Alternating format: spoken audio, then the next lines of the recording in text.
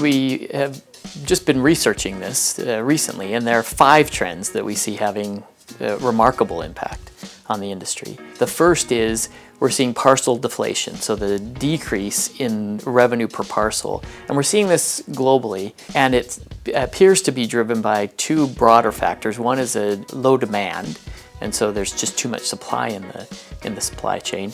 And then the second is new competition entering in. Local last mile providers that tend to be venture capital funded, and then marketplaces starting to do their own. The second that we're seeing is what I call the structural destruction of out-of-home.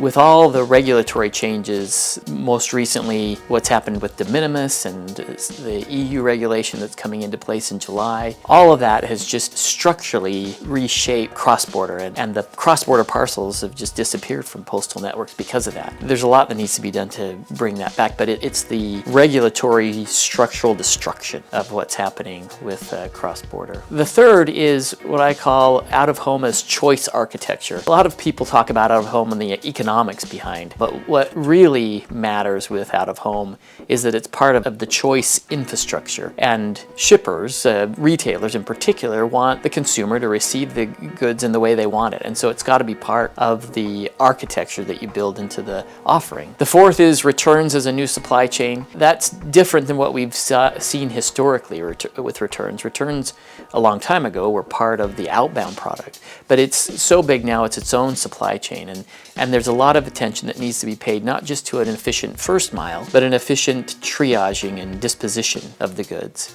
And then the last are marketplaces becoming carriers.